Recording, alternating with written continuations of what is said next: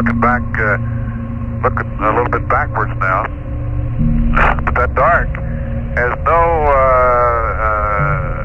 continuity with the ridge at all. It goes right down the middle of the ridges.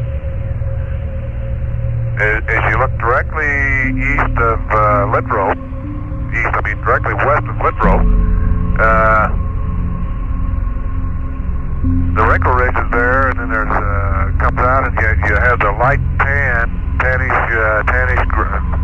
the dark, I guess you call it, dark tannish gray, and then you get out to the light tan of the Mare Serenitatis itself. Okay, Ron.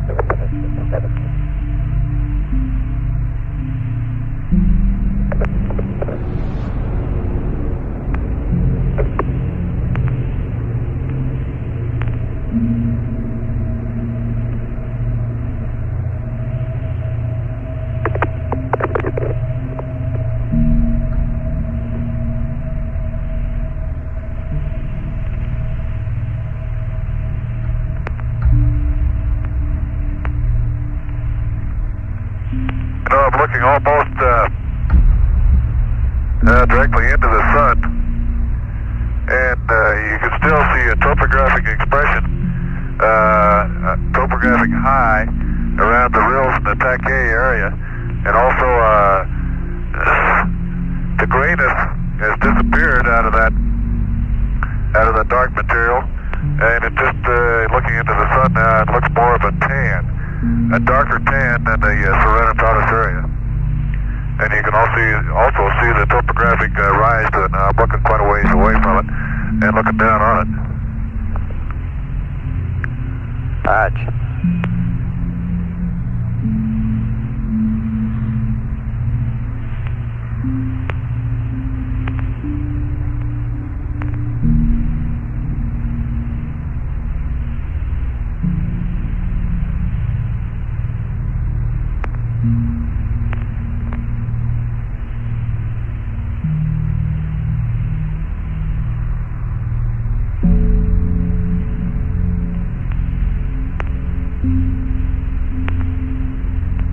You know, that's kind of funny now, looking back at the Stichius Gallus, and just to the north of that, there's a crater that's about, well, it's right at the end of those rills that go north from Stichius Gallus, and you can really see the ejecta blanket. The ejecta blanket looks very dark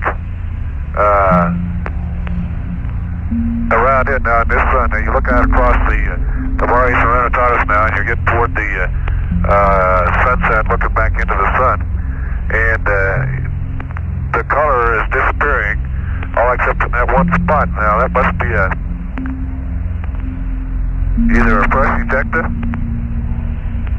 and you lose the brightness of it or something, or either that or it's dark. It's sure a dark ejecta blanket around it. The blanket itself goes out maybe 2-3 crater diameters, and it looks like it has kind of a ray type pattern to it.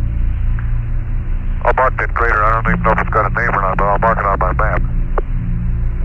Okay.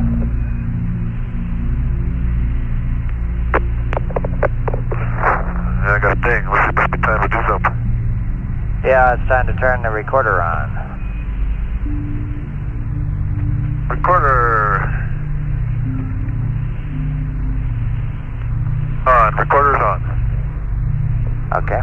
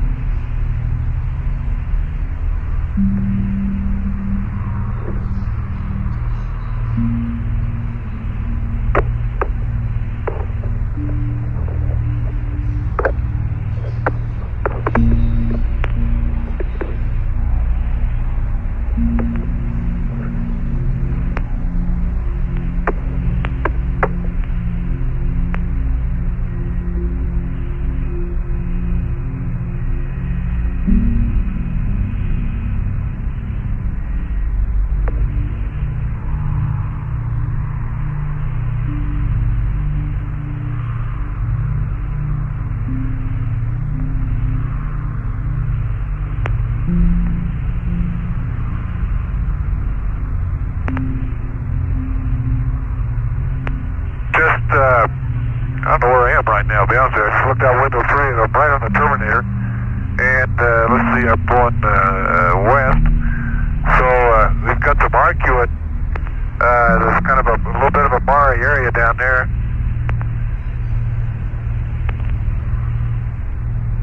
Okay, I think it is.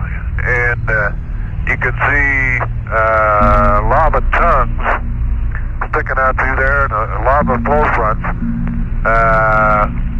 with the high side on the east side, because you got a shadow all the way along the front.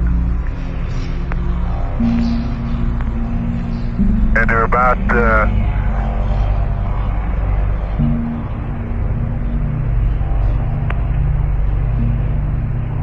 that one area that you might consider a scalloped area, an ejecta scallop, but coming out of that one area, you can see a crazy lava flow coming out from it.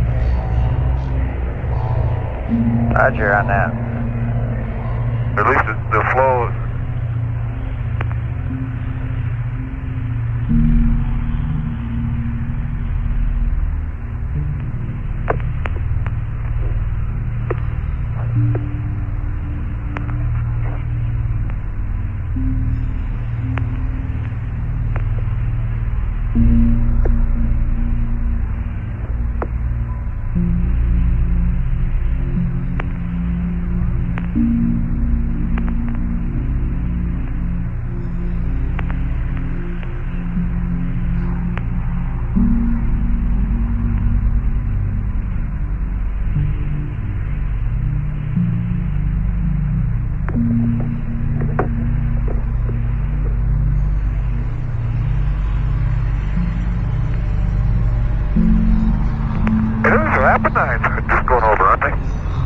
That's right. That's what they ought to be.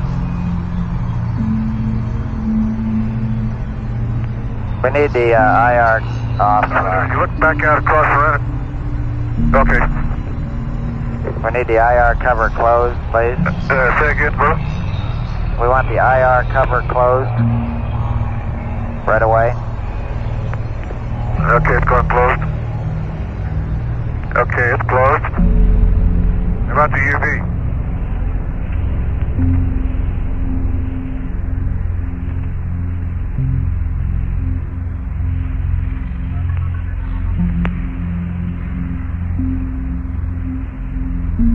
IR cover is closed.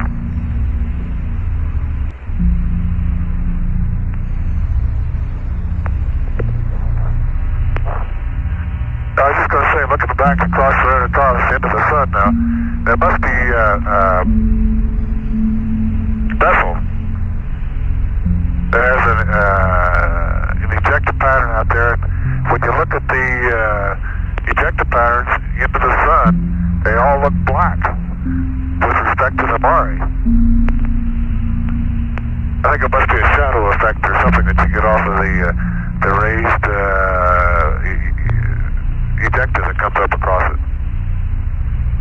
Roger.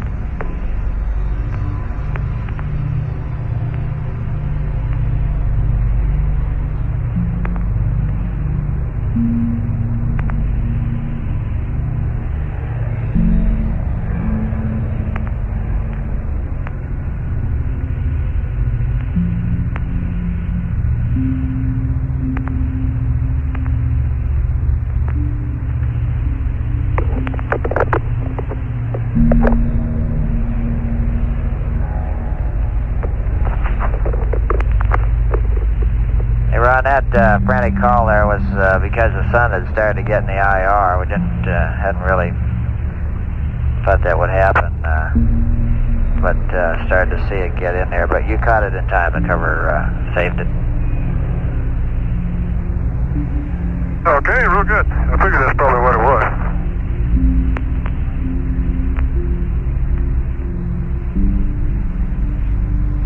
And you can go ahead with the rest of the steps in there with the UV off after sunset.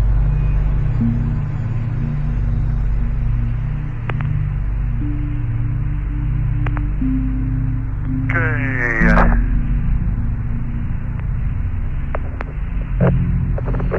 Mavic camera's going off. Cover's closed in the IR, so the visual turns on. 10 camera self-test. Off.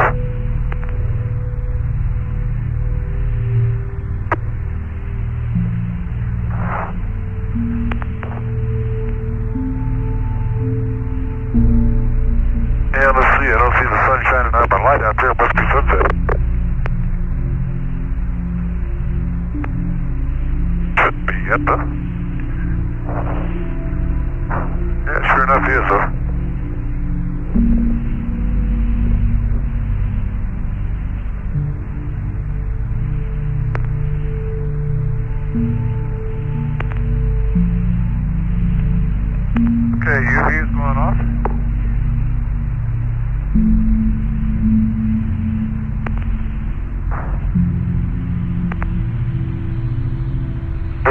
IR cover back open just to keep things straight here. Stand by on that.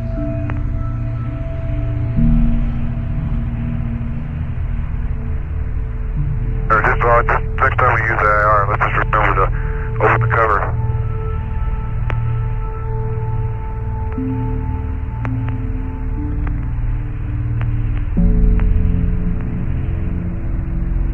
Okay, just open it up the next time we use it, which is in about 15 minutes.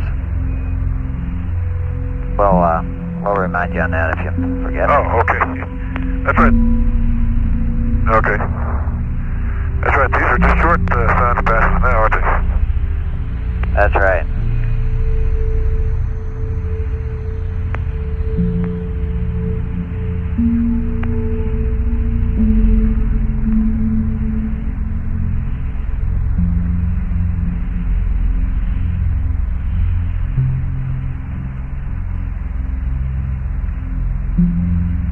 Ron, I can finish up my description of the last night's EVA if you like, since there's nothing to look at now. I'm watching the clock on the sounder start for you.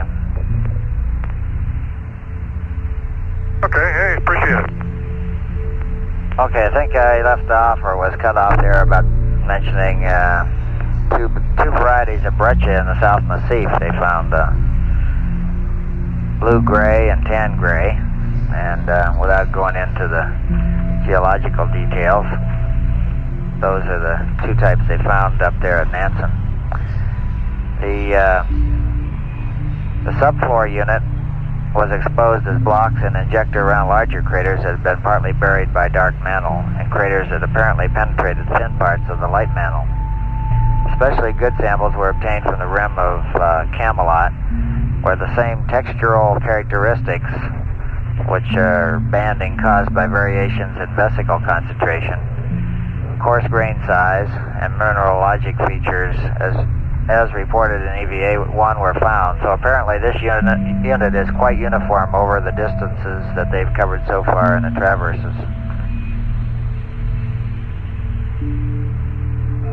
The prominent east-facing scarp crossing the valley floor from north to south about 5 kilometers west of the Lem was traversed twice near the crater Lara, near a hole in the wall, although the hole in the wall appeared to be pretty subtle. No change in the surface characteristics or lithology of the mantle was discernible where the astronauts traversed the scarp. Outcrops of boulders were observed farther to the north. Where the northward extension of the scarp crosses the face of the North Massif, it forms a notably smooth and relatively young-appearing surface. Elsewhere, the surface of the North Massif is prominently furrowed and textured, and the crew described it as a crosshatch pattern on the surface that they could see, with one set of lineaments dipping eastward and the other westward at about 30 degrees. Some of the most interesting observations made during the EVA were related to craters. Many small craters within the dark mantle have glass-coated central pits. Jack called them dimples. Some of the pits are nearly cylindrical and maybe half again as deep as the crater itself. Other small craters occurring on both dark and light mantle have bright halos, but these halos appear to be noticeably brighter on the light-colored material. This bright material is not blocky or fragmental ejecta, derived from a subfloor layer, but rather appears to consist of instant rock or soil breccia, which has been partly consolidated by the impact shock itself. The most interesting eureka during the EVA was at Station 4, Shorty Crater, where Jack found some bright red or orange, he described it, orange dirt within the gray to dark gray rim materials. The colored banding is circumferential to the crater and resemble alteration halos which occur around many terrestrial volcanic vents. So you can see why the geologists are excited on that one. The morphology of Shorty, however, is similar in some respects to You betcha. impact craters, hence definitive interpretation of its origin may depend on sample analysis. And I got about a minute and a half to start the sound, or you might be close to 2:30 there if you aren't. They took a total of about 850 pictures.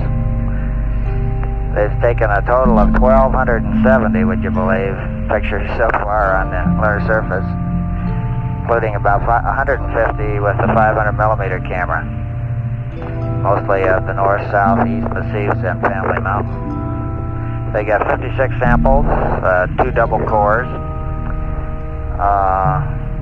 probably about 36 kilograms worth, and they traveled a total distance of 20 kilometers.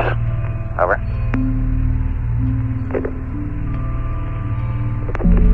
Hey, it sounds like a good summary. They're finding all kinds of things up there, which is the reason you explore, I guess, to find, see what you can find.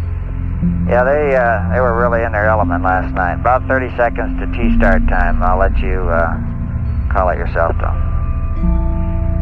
Okay, I'll get it.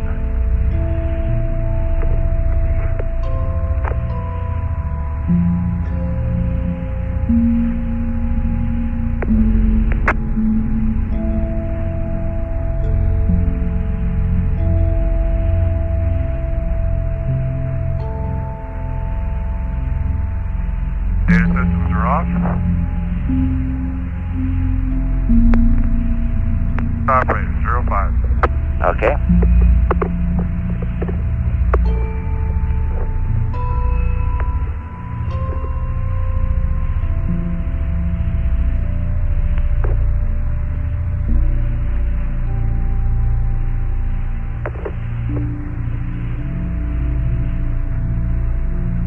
Put this thing in Reiner Gamma, and you can find some sort of a topographic expression to that light-colored material around there.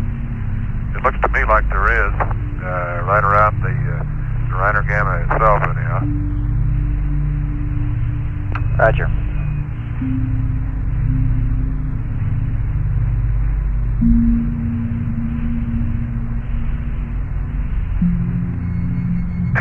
Maybe the Lunar Sounder will collaborate my moonlight investigations or Earthlight investigations, I'm sorry.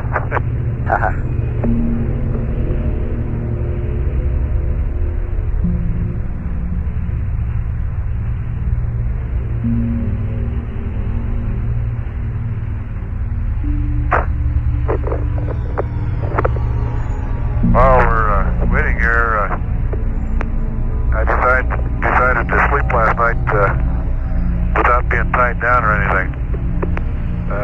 Still slept in the old, what do we call them in the Navy? Hammocks, I think. Well, anyhow, sleeping restraints we call them up here. Yeah, sleeping bags, some kind of sack. And the last 2 or 3 nights, what I do is put the lap belt on loosely, and you know, it just kind of keeps it from rolling all over the cockpit. And last night I didn't put it on at all, and stayed in the sack. And I really didn't go too far anyhow. One time I woke up and I was crossways in the couch up here, and then when I woke up this morning, my feet were up in the tunnel, and my head was kind of still in the center couch, more or less. So you really don't roam around too much that way anyhow, even if you aren't tied down. And you can get a huggy pillow effect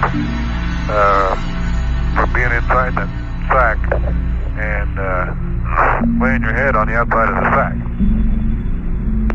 It just about fits me such that if I stretch my feet out, then I get a little bit of a pull.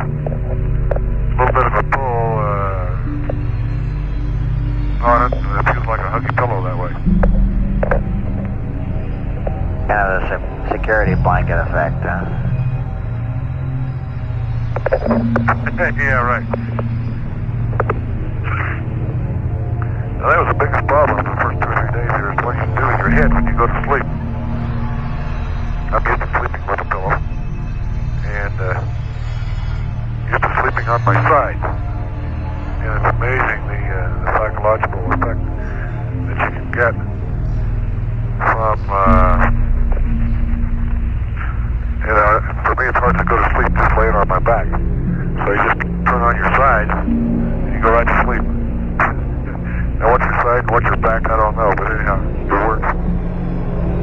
That's got to be psychological.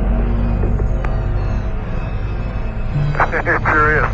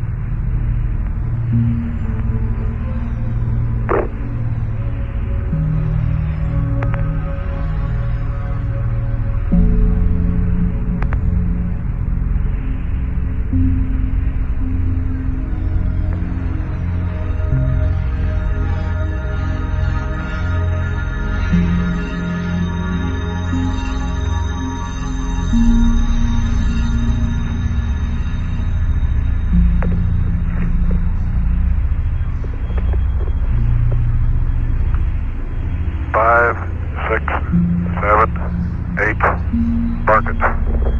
Letter center, stand by. Okay.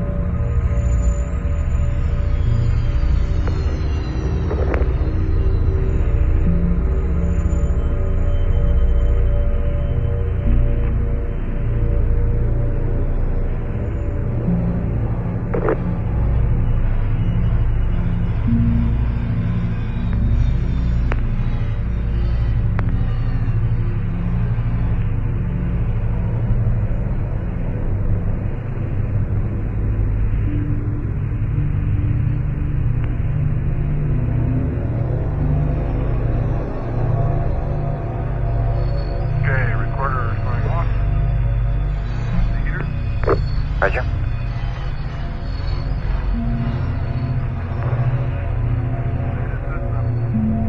Going on.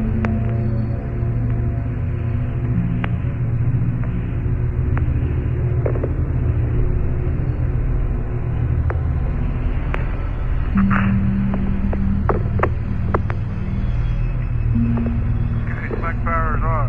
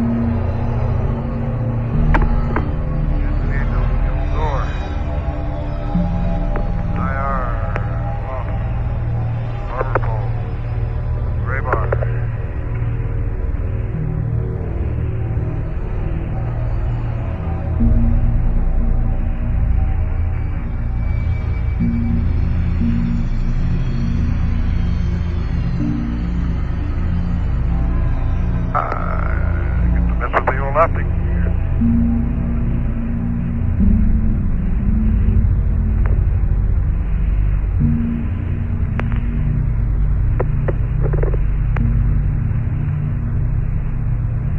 We're getting some of that, Ron. Sounds like the mic might have slipped away from your mouth, though.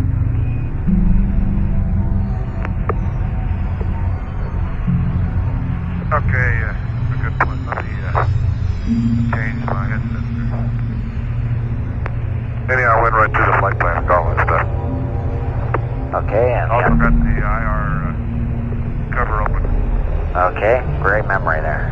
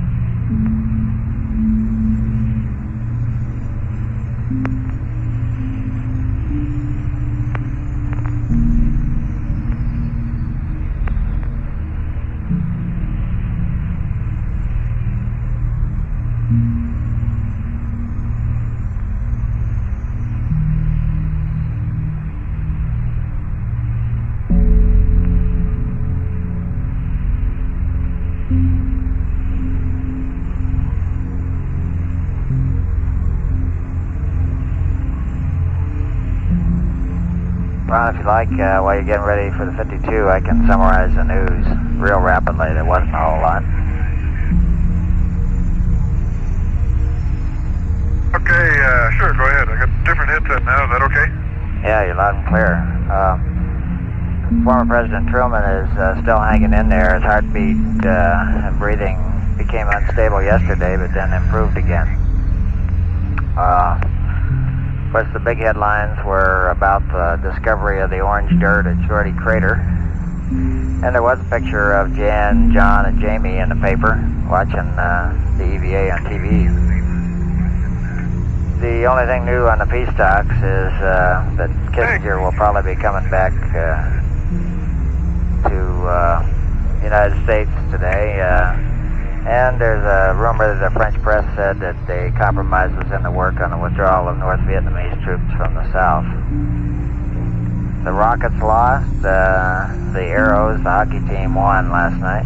They beat the Alberta Oilers. The Rockets lost in Buffalo. And the weather finally cleared out. A cold front cleared out the wet stuff, and last night I think was the first time since you guys launched that we've had a look at the moon. So we had a direct look at you last night. It's just high cirrus and sunny this morning when I came to work. Over. Hey, thanks for the news, and I guess those three guys that went up to the moon, you know, they probably cleared that weather up there in Houston. It sure took you a while, though. Right.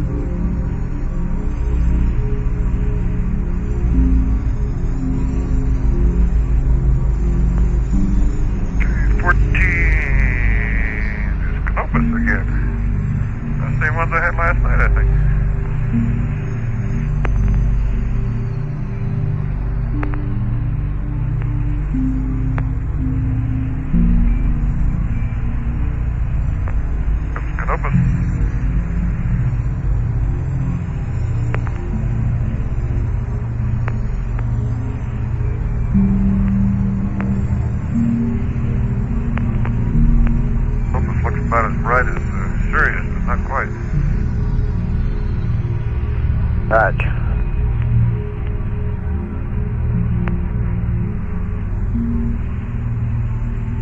So my sextant, good and everything like that, but you just can't quite get the reticle in focus. Roger. Guess kind of the way they said it was going to be.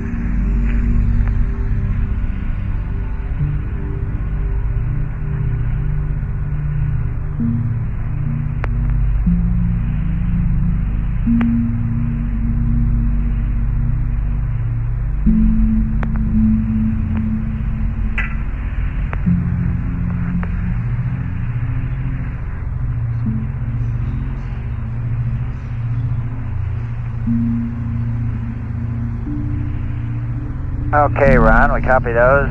Clear to torque them. Okay, let's see. We'll torque it, make it 0630. Alrighty.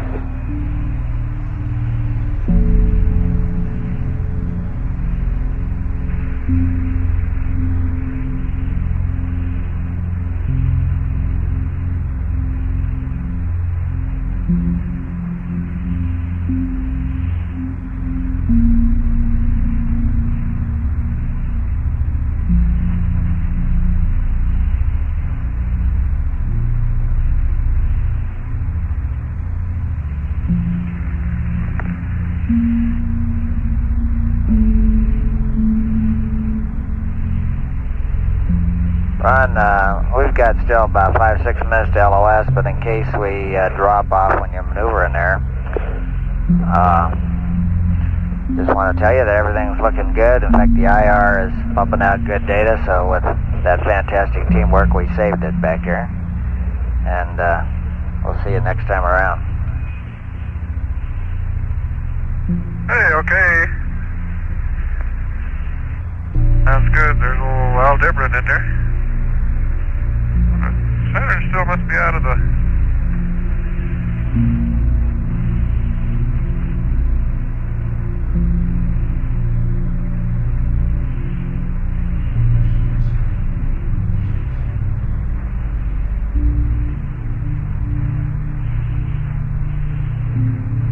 Saturn goes into the...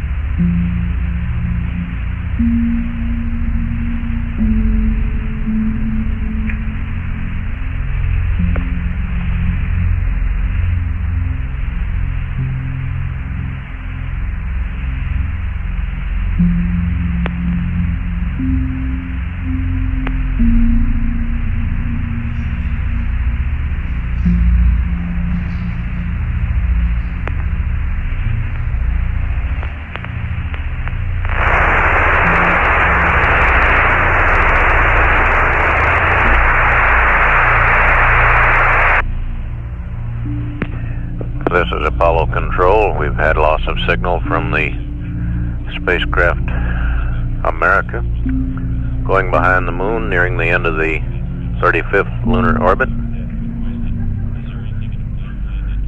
That orbit measuring at this time 69.5 nautical miles by 53.6. There's a plan under consideration now for a small trim maneuver just prior to the plane change maneuver of some 12 feet per second with the RCS thrusters to tune up the orbit a little bit.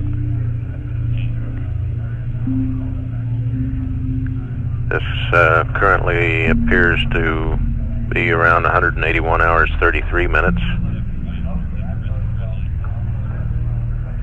with the plane change approximately an hour later.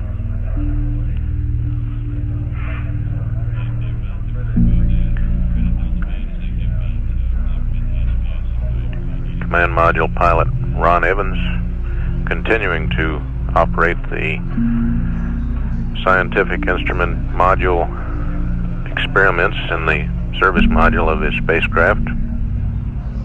All systems apparently operating nominally.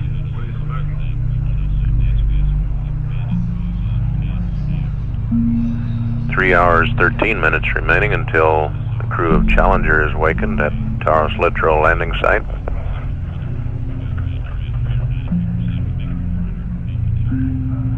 And at 1:57:16 ground elapsed time. This is Apollo Control.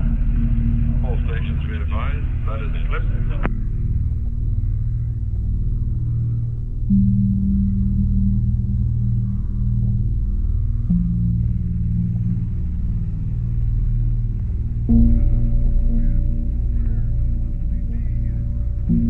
This is Apollo Control. We've acquired the Command Module America coming around on the 36 Rev.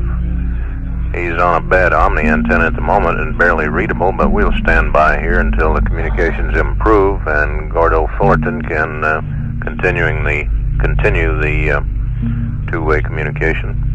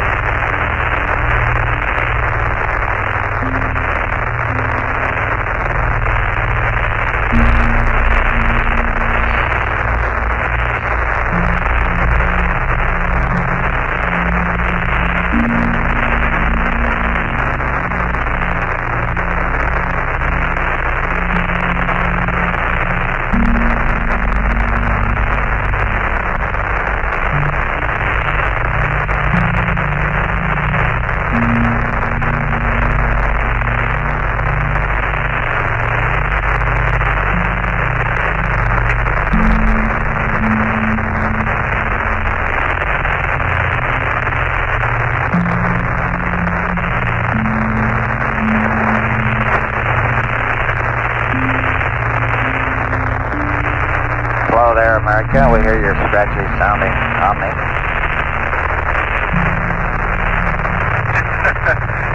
Probably so.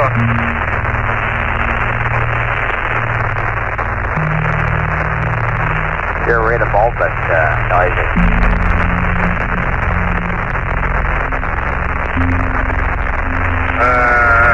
You're cutting in and out on the Omni. I thought I couldn't catch you. Roger.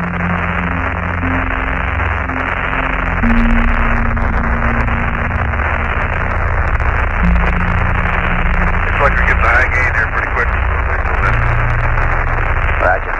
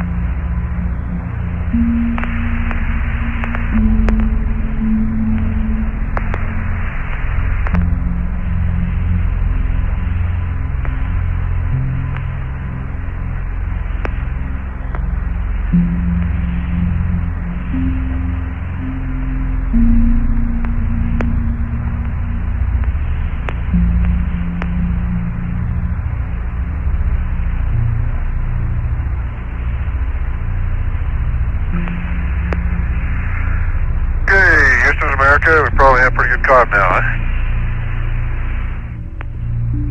Yeah, Ron, we're getting you now and sound good.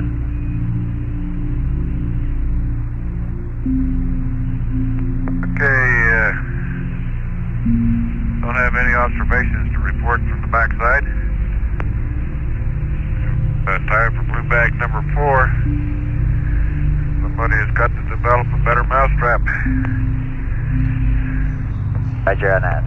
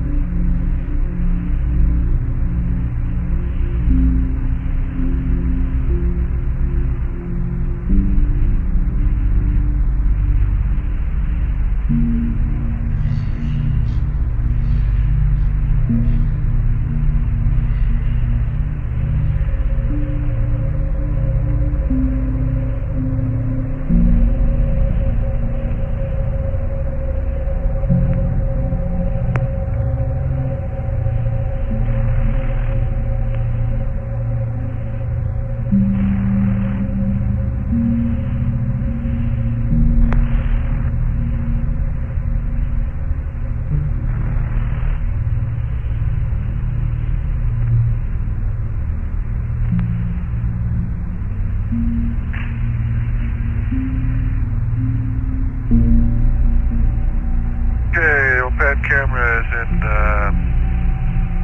standby. Roger, Ron. Power's coming on, and view over H is in high altitude. Okay.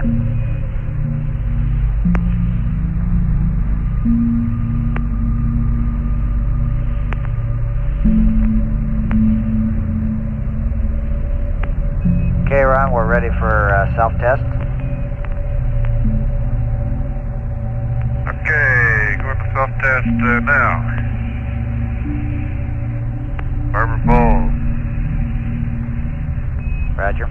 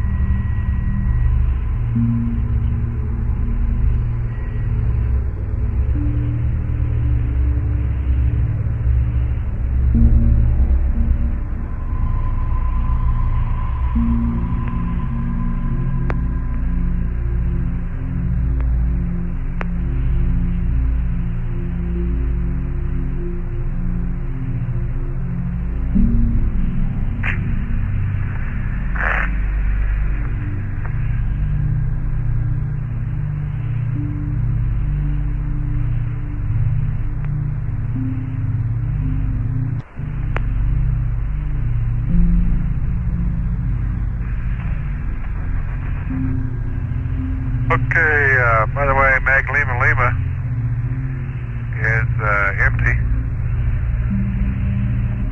165 frames showing there. Started Mag Mike Mike, frame number 95. Finished the orbital science at 142. Checked the crazy camera at f5.6 at 125th. And I got ready to change to 5.6 at the 250th. I looked at the crazy thing and it was setting at f11. Maybe those first frames in there, maybe they could develop them a little different or something and still get them to come out.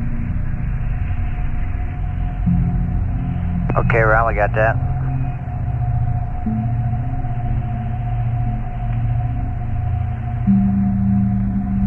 I think what happens is it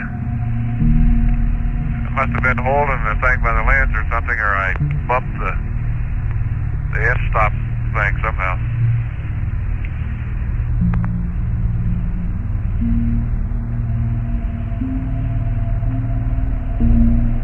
Ron, we're ready for pan camera power to off. And did you go to heaters after you put the self-test switch to self-test when we started this? No, I just went back to off. So I was supposed to go to heaters.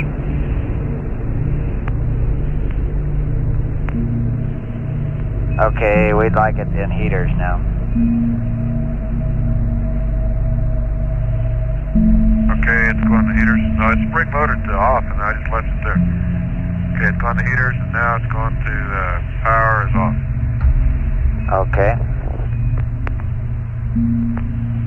Okay, let's see. We ready for lunar center?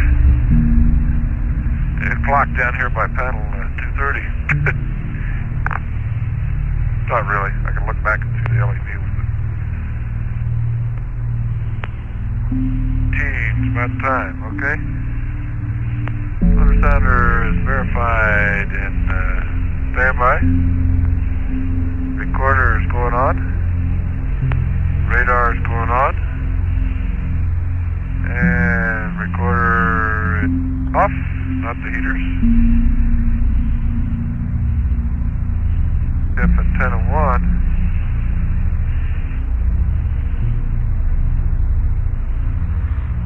Verify the route. Extend. No barber pole back to off. Number 2, extend. No barber pole back to off. Okay. Mode is going to HF. And we take a look at Alpha is off, Bravo is off, B data is off, Beacon is off, ranging is off. Okay, let's see.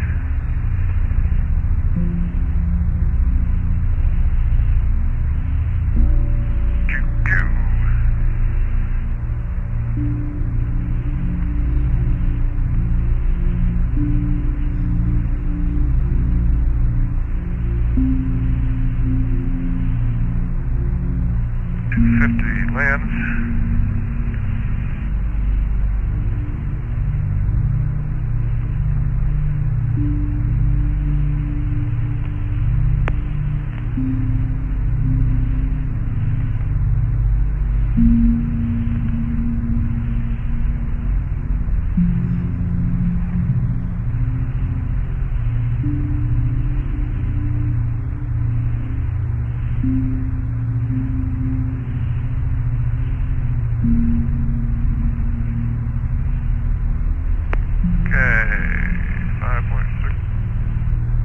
Infinity. Like QQ.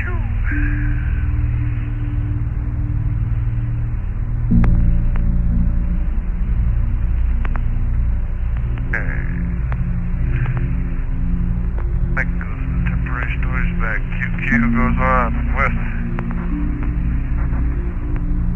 104 frames.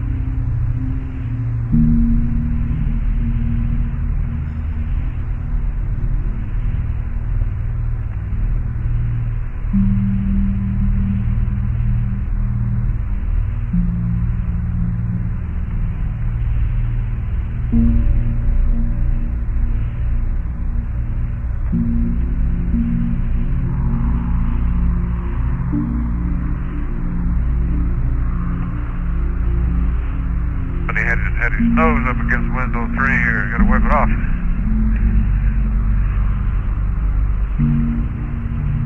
Well, these windows have really been great, though.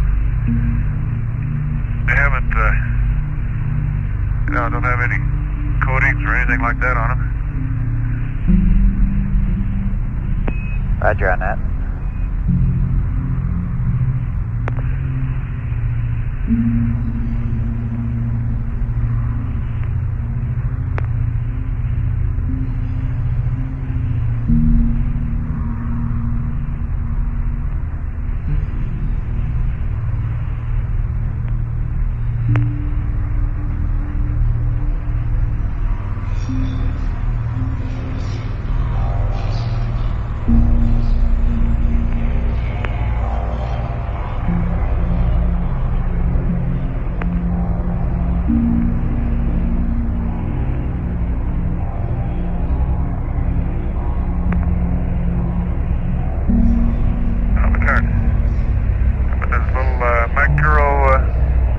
Meteorite pit, window 3, right in the middle of it.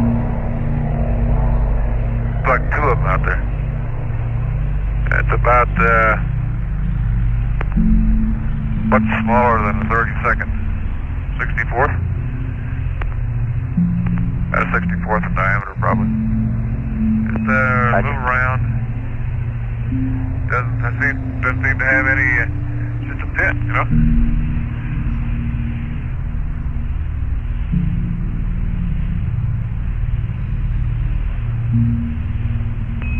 Ron, you said that was window 3? Window 3, yeah. Okay.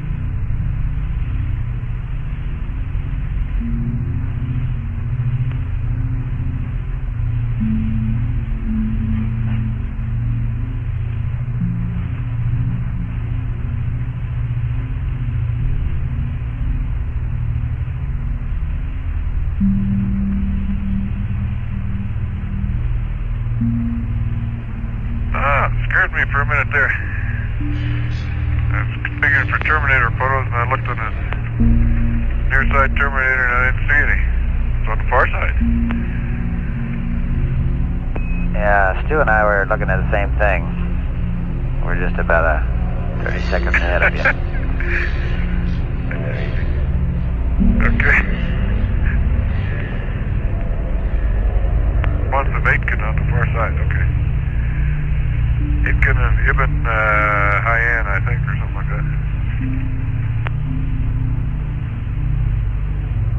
that. Eber, Ibn Hayyan, yeah.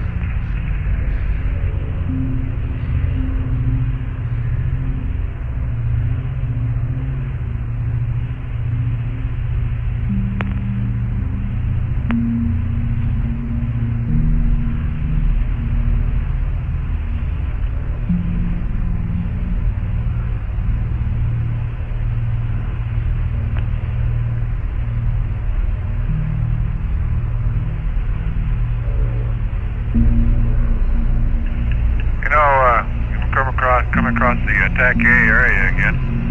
And it doesn't seem to be any... If there's a bright crater, or a recent crater in the annulus, in that dark annulus, the southern part of Serenitatis, it shows up again as that kind of blue-gray brightness, as opposed to the tannish brightness of the bright craters in Serenitatis. There still is no apparent wrinkle ridge. There's no color tone or differentiation in the wrinkle ridge area in this part of it. The only differentiation, and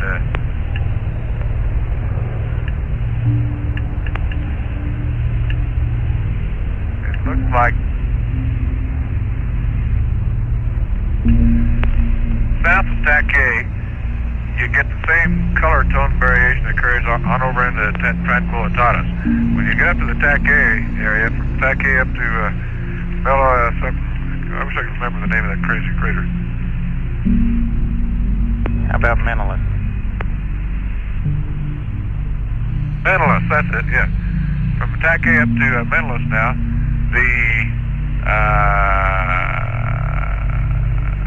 that's got to be a buildup of material, and it's more on the tan side than it is on the, more of a dark tan than it is to the tannish gray.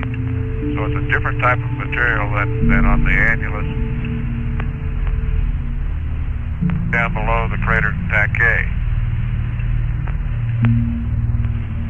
Okay, Ronnie, you saying this is sort of a annular plateau then that stretches across between TAC-A and Menelaus? Yes, it is.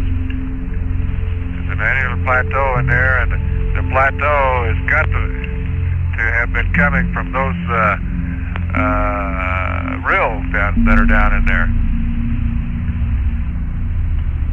Okay, do those, maybe you've already said this, do those wrinkle ridges cross the color boundaries?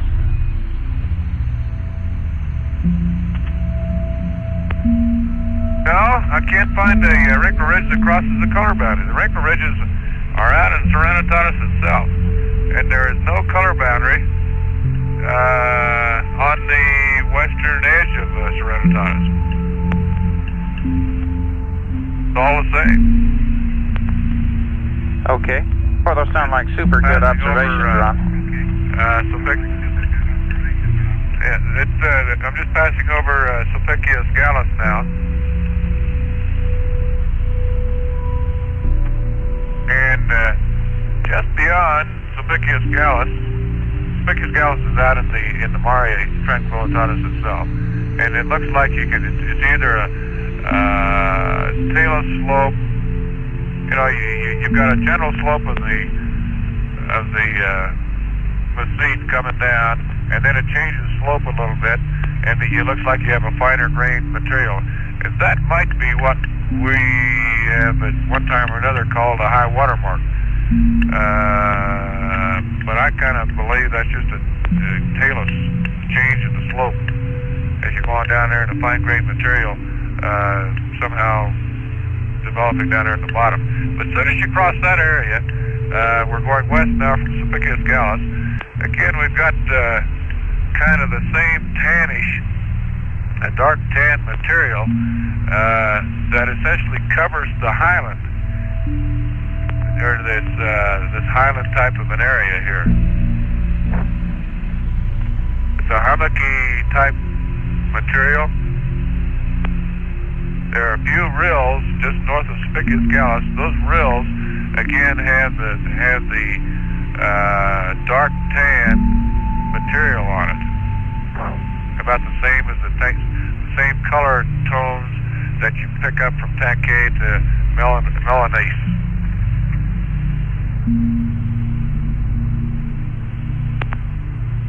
Okay, sounds great. Keep talking. We'll cue you as the flight plan events come up.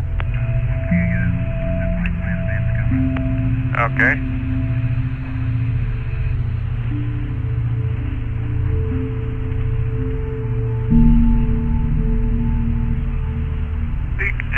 caldera is sure fascinating. I'll try take a quick look with the binocs on that one.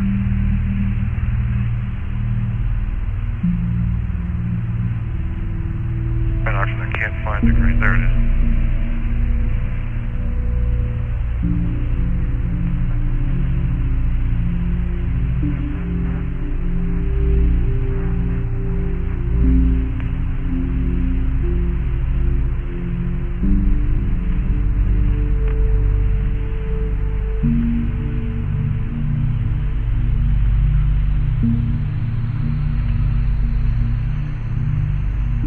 I hope the pictures will kind of confirm a little bit of a topographic rise around the D caldera, just a slight one, and it's about half the width of the. If you look at the D, it's a half the width of the D, not the height, but the width, and it seems to be a raised, kind of a raised flat rim around it. The color of the raised bumps down in the D caldera are the same as the surrounding material around there. The bumps that are raised up are smooth looking, and the depression part of it has to be a caldera, I guess, or at least the part of the depression anyhow is a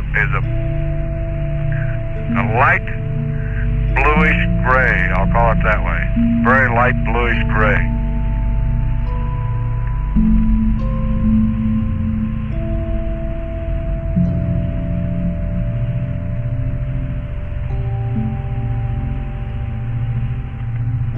Hey, Ron, I'm not suggesting you do, because it's probably trouble to find. Have you tried the color wheel, comparing it on any of this stuff?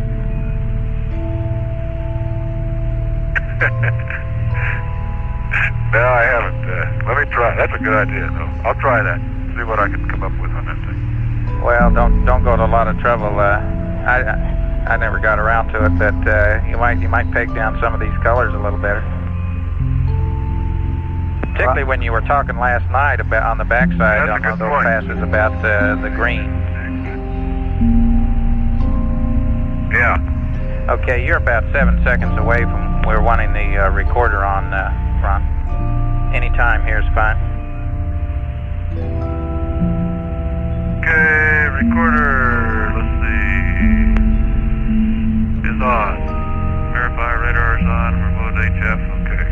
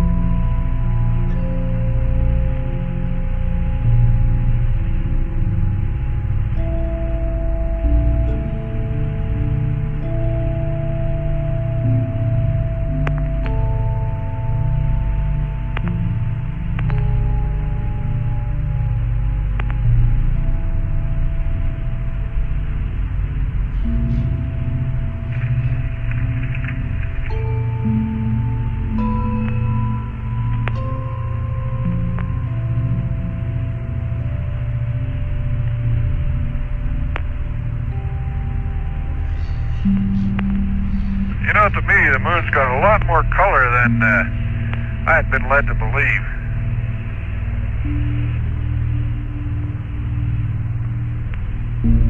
Kind of had the impression that everything was the same color. That's far from being true. Okay.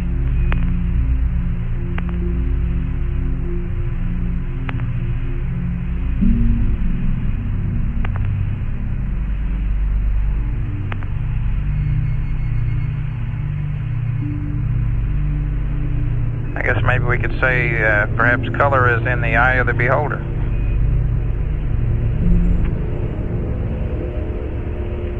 think there's a considerable amount of truth to that.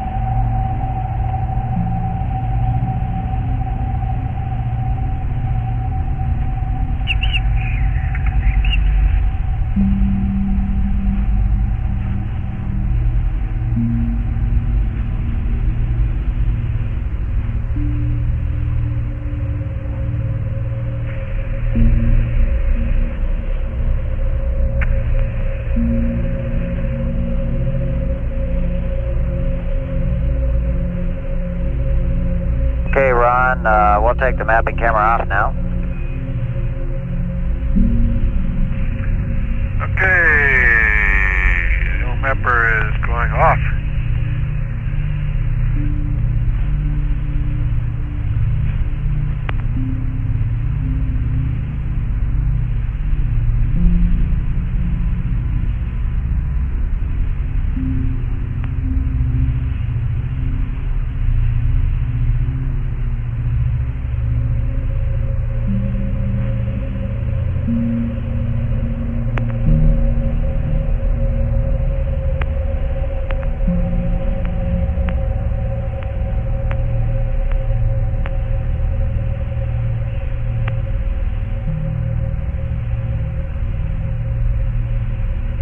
Ron, you're clear to go. Stand by on the mapping camera. Okay, mapper's going to stand by. Motion off, rubber pole.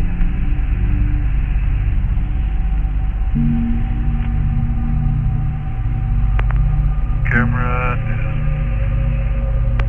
off. And camera self-test. Off. Okay. Turn the old slack power off again.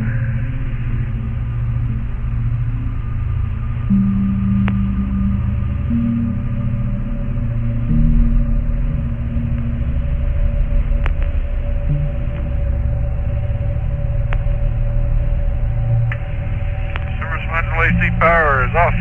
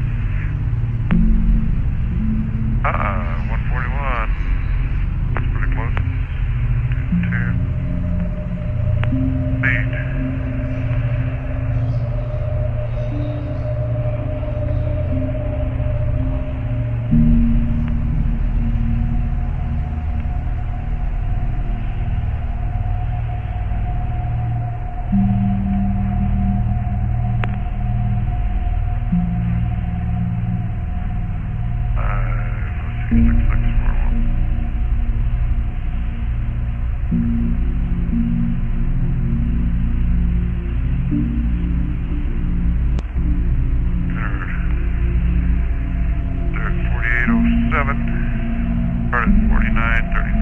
That's about right.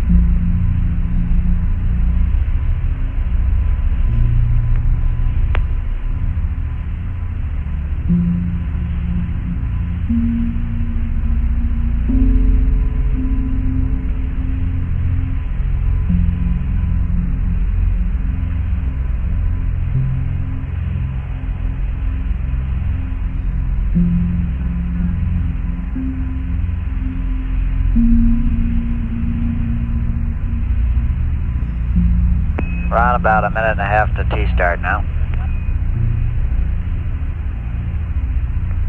Okay, key release center.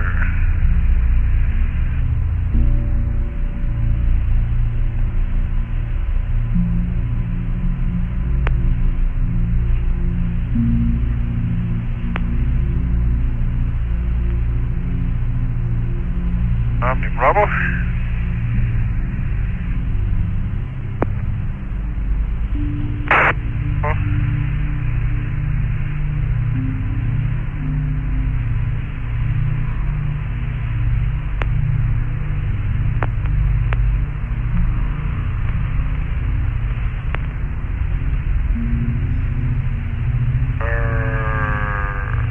Off. Okay, data system. Okay, 30 seconds to T-start. Okay, 40 seconds. Okay, I got the high gain off. Got my finger on the data systems. Okay, data systems are going off.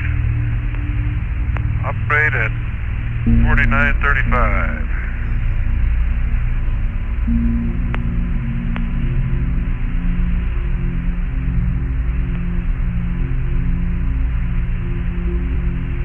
Operate.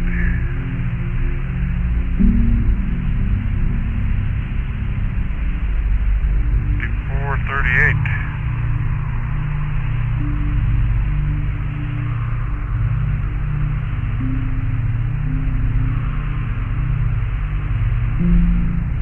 Give me a call on that, Gordo. I'll look out the window here for a bit. Sure will, Ron. A minute before that or something.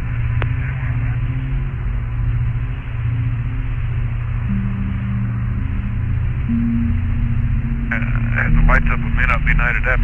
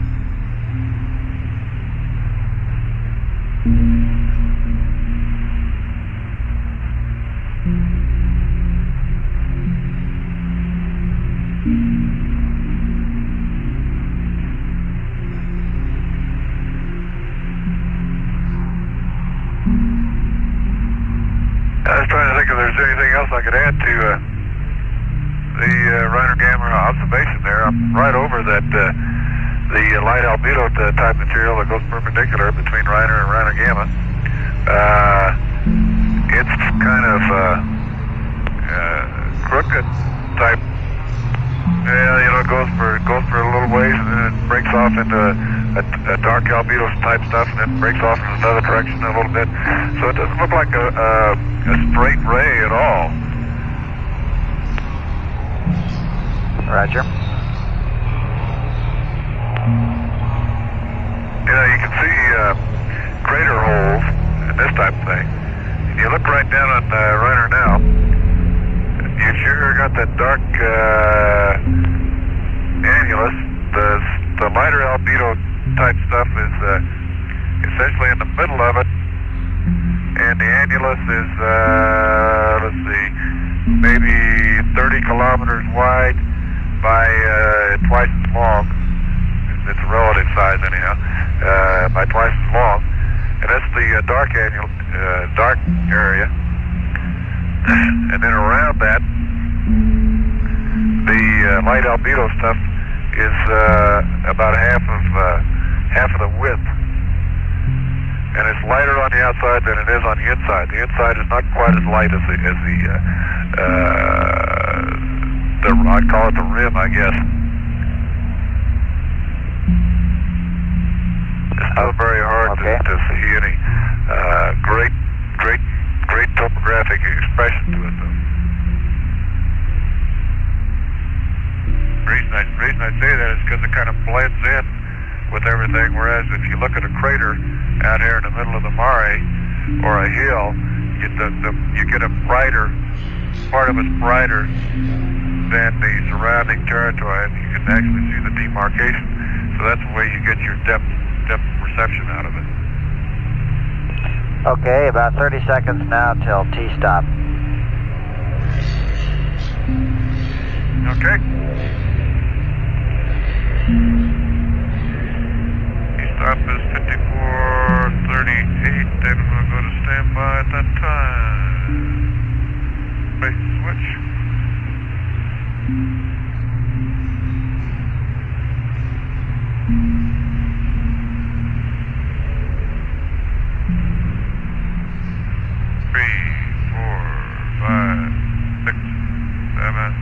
Standby.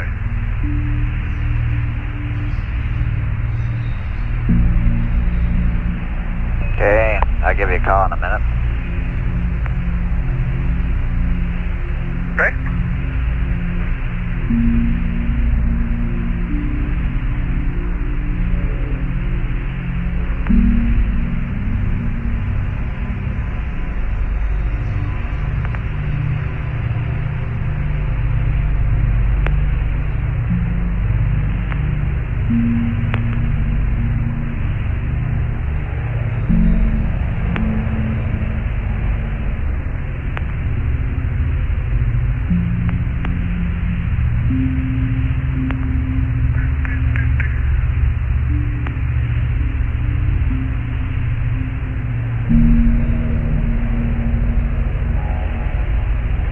Okay, Ron, it's been a minute.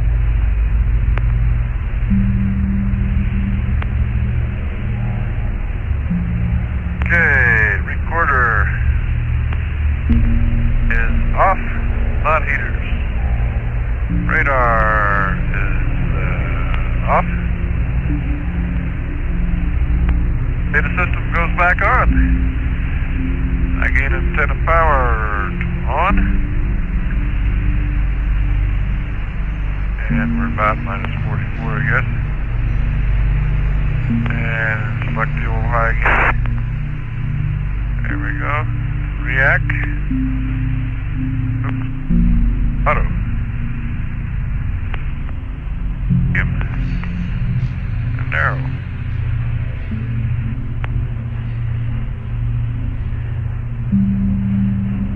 Inco's gonna do some commanding. Goes. State motion is going. Continue on here to the smack power.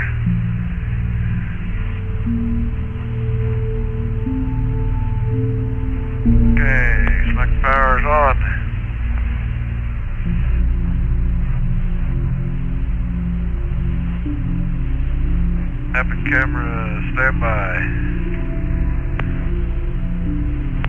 IR 9. Camera self-test.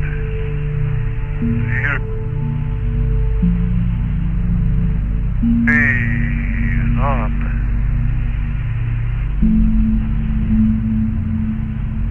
Perch line heater. Do hydrogen purge here shortly, I guess.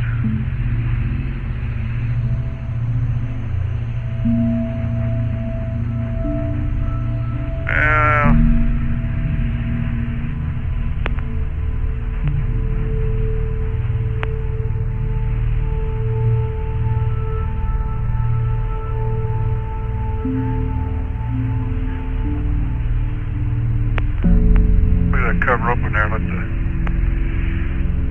Bell Wendell get some data for a while. For Dr. Lowe, whoever happens to be there. And I'll step ahead and sample the old bus.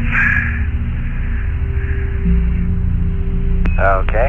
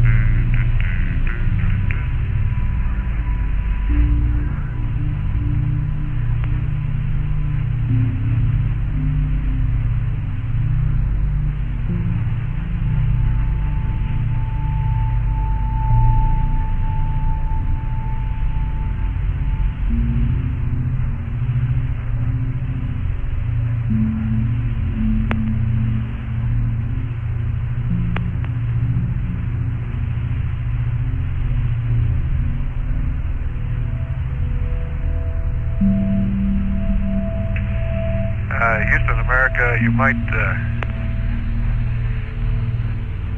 tell the medics not to pay any attention to those sample numbers on those buses.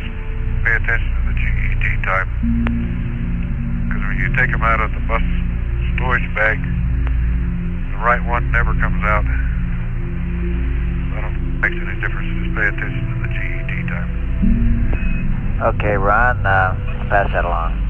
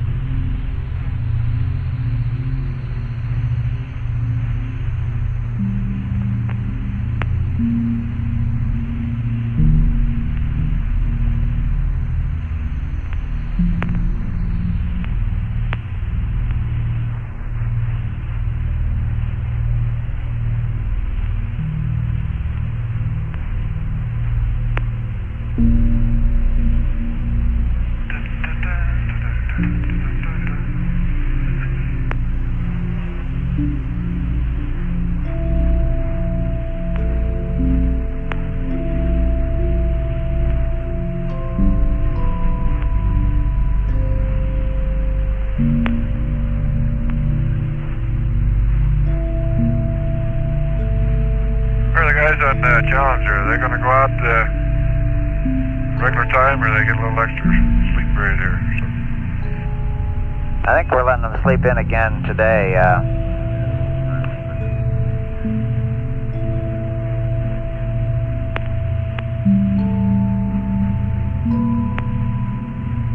They're getting up 1 hour later than the flight plan shows. However, there's enough pad downstream that we're planning on ascent at the scheduled time. Okay.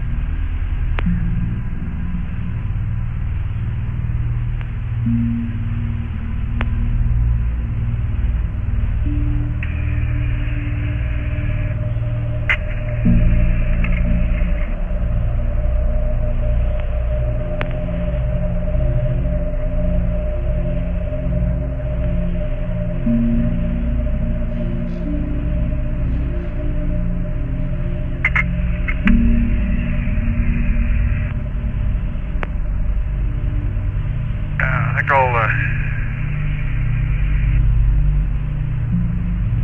slow his spin on just for a little bit.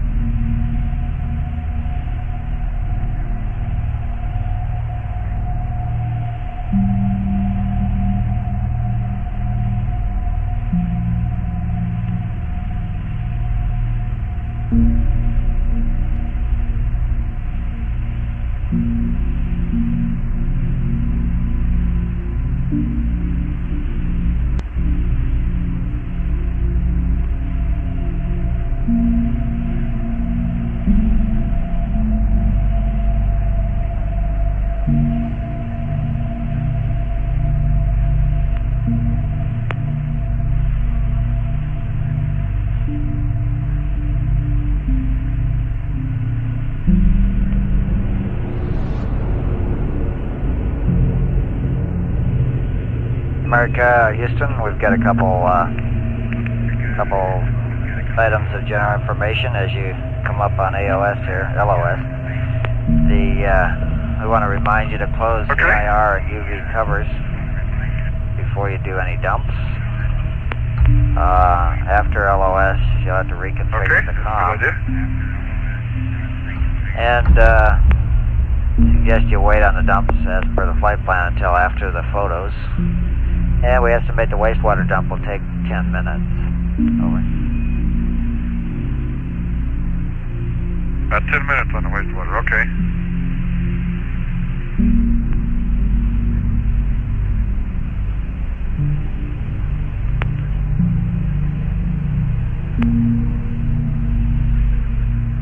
Okay. Must be over low bit rate. Okay, low bit rate with data system, so no DSC voice. I'll write everything down.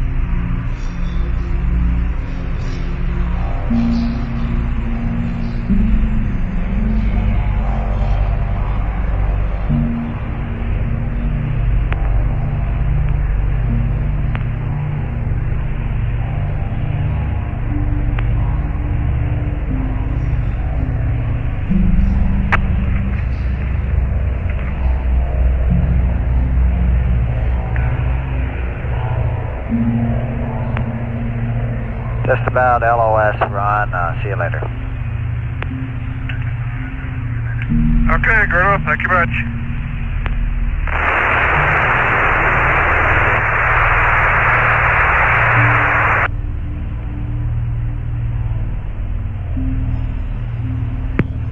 This is Apollo Control at 159 hours, 13 minutes, ground elapsed time.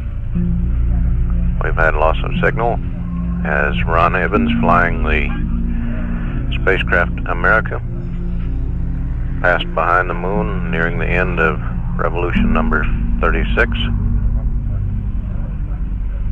Hour and 16 minutes until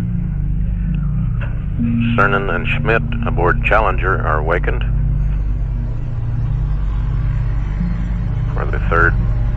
for preparations for the third moonwalk.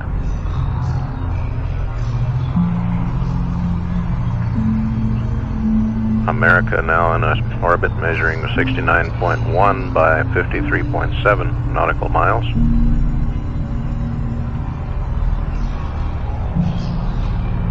We'll come back up at next frontside pass by the spacecraft America in about 48 minutes and switch over to the wake-up call to the Challenger partway through that 37th revolution at 1:59:14 ground elapsed time. This is Apollo Control.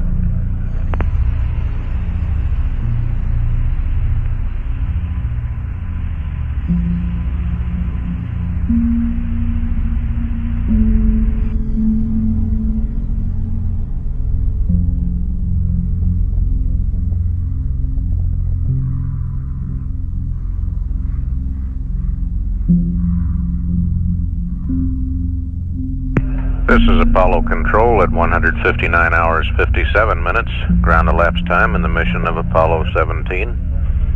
Less than a minute away now as the Command Module America, Ron Evans, doing his orbital science task and orbital photography. As he comes around on revolution number 37, less than a half hour until the wake-up call is made to the crew of Challenger on the lunar surface. At that time, we'll switch over to the Air-Ground 1 circuit and eavesdrop on the conversation between Cernan and Schmidt and the Capcom here in Mission Control. We should have acquisition of signal from Command Module America. We'll come up with that line now.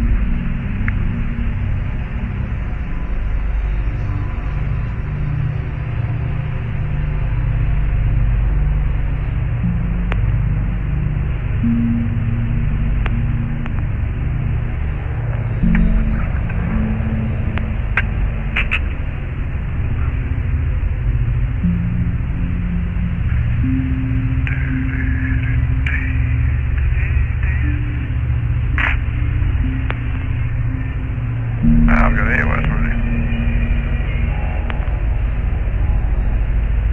Okay. Line heater's off.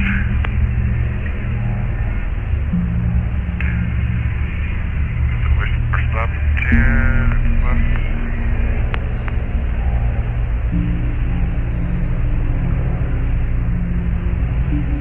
Hello, America. Are you there? Okay, we got React and Arrow now. Okay, you're loud and clear.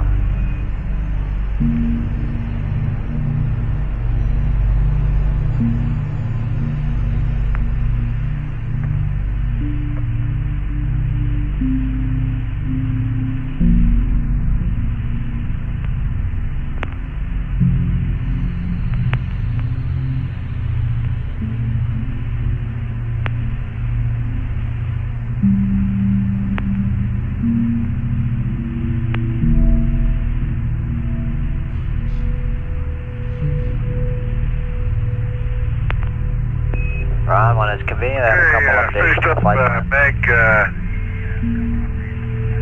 Okay, go ahead. Okay, on your present page there, the UV solar atmosphere pad at 160.38. I have it. Okay, it's T-start of 160.4122.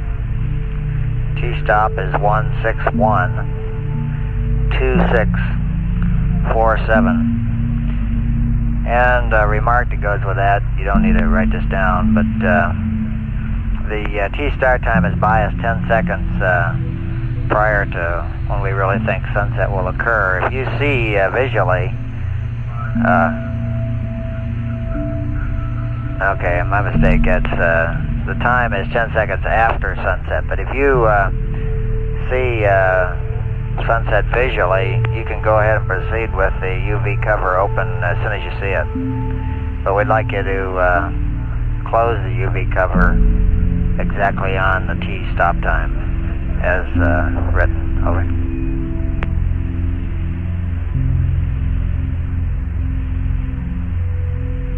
Okay, let's see.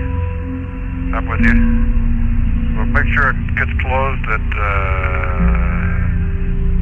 61:26:47. But we can open it as soon as sunset comes, okay? Even though we haven't started pitching yet. That's correct. And do you want to read back the start time? Well, start time is 160.4122, is that correct? That's correct, 4122. Okay. Okay, go to 161.34.